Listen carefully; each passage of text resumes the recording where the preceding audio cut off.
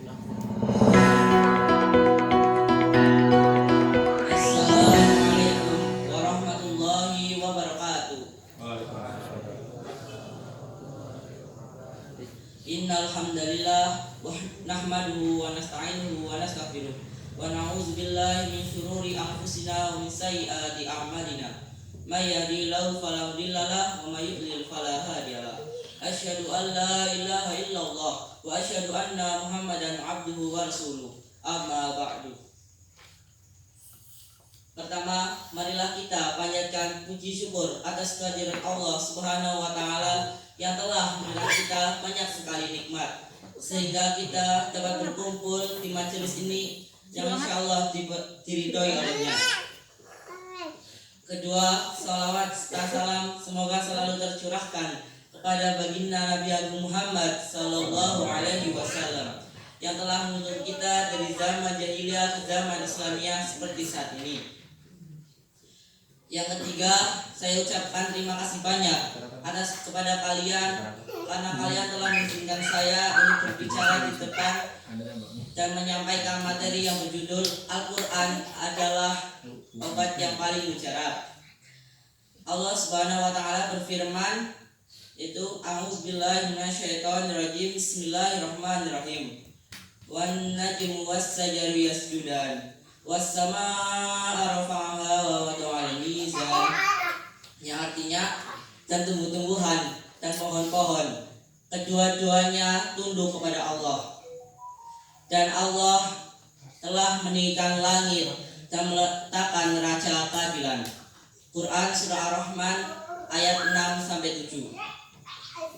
Allah juga berfirman yang artinya, sekiranya kami turunkan Al-Quran ini kepada gunung, pasti kamu akan melihatnya tunduk terpecah belah karena takut kepada Allah. Perumpamaan-perumpamaan itu kami buat untuk manusia. Quran surah Al-Hasyr ayat 21. Al-Quran adalah kitab yang diturunkan kepada baginda Nabi Agung Muhammad sallallahu alaihi wasallam, yang diturunkan secara berangsur-angsur melalui malaikat Jibril, dan sasaran utamanya adalah manusia. Tetapi manusialah yang melalaikan Al-Quran, padahal gunung saja yang disebut makhluk mati merespon Al-Quran, dan tentu tumbuh-tumbuhan pasti lebih merespon daripada gunung. Tetapi bukankah tidak logis jika para manusia tidak merespon Al-Quran, malah melalaikannya, padahal sasaran utamanya adalah para manusia? Sebagian orang biasanya berpikir bahwa alasan orang-orang stres adalah karena membaca Al-Quran, padahal salah satu nama lain Al-Quran adalah Asy-Syifa, yang artinya obat. Dalam cerita Ibnu Qayyim disebutkan bahwa suatu hari para sahabat berkunjung ke sebuah dusun, yang di sana kepala dusun sedang tersengat oleh ular, dan para sahabat disuruh untuk mengobatinya. Dan tiba-tiba datanglah seorang musafir dan mengobati dukun dengan membacakan Quran surah Al-Fatihah dari awal sampai akhir. Dan kepala dusun pun sembuh tanpa diobati dengan tumbuh-tumbuhan. Oleh karena itu, kita dapat menyimpulkan bahwa Al-Quran adalah obat yang paling mujarab bagi manusia. Tetapi kenapa manusialah yang melalaikan? Bukankah kita sebagai umat muslim seharusnya mau untuk mempelajarinya, membacanya, menghafalnya, merenunginya, untuk kita dapat mengetahui kandungan isi Al-Quran. Baginda Nabi Agung Muhammad SAW mendapatkan Al-Quran, dan itu adalah salah satu mukjizat baginda Nabi Agung Muhammad. Oleh karena itu, baginda Nabi Agung Muhammad menjadi nabi yang terakhir. Dan malaikat Jibril yang menurunkannya pun menjadi Sayyidul Malaikah, yaitu para pemimpin malaikat. Tentu saja kita juga dapat dimuliakan oleh Al-Quran. Jika kita mau membacanya, menghafalnya, merenunginya. Tetapi jika kita ingin mendapatkan mukjizat itu, kita ingin dimuliakan oleh Al-Quran, tentu kita tetap harus beradab kepada Al-Quran. Yang pertama, kita harus suci.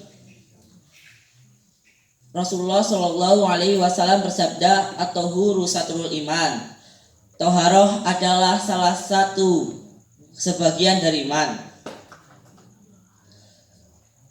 Yang dimaksud suci bukanlah hanya tubuh kita setelah berwudu, tetapi pakaian kita, tempat kita,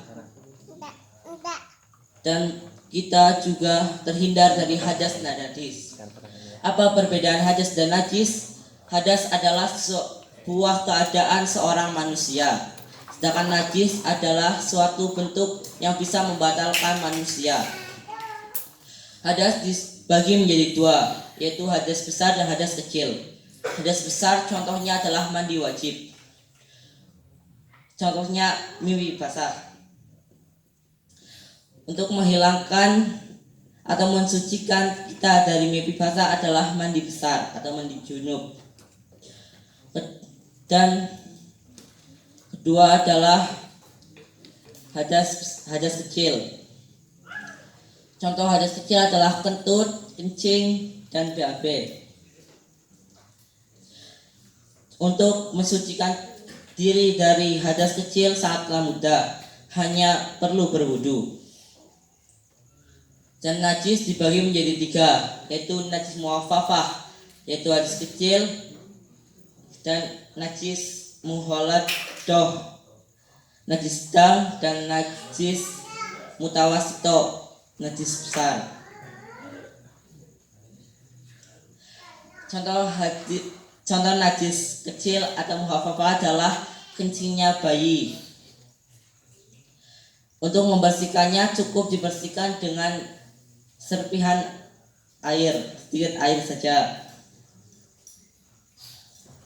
Dan untuk membersihkan dari najis sedang adalah dengan cara dibersihkan kotorannya sampai hilang. Sedangkan untuk membersihkan najis besar kita harus mandi dengan 7 cara. Adab yang kedua adalah membacanya dengan tartil. Kita harus membaca dengan tartil agar kita dapat membedakan cara kita membaca Al-Quran dengan membaca buku. Kita jangan samakan ketika kita membaca buku dengan membaca Al-Quran. Yang ketiga, kita harus merenunginya dan dengan khusyuk. Diusahakan ketika kita membaca Al-Quran, kita harus dengan ekspresi sedih.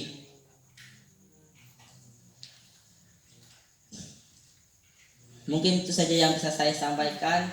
Jika ada salahnya saya minta maaf. Jika ada benarnya itu datangnya dari Allah.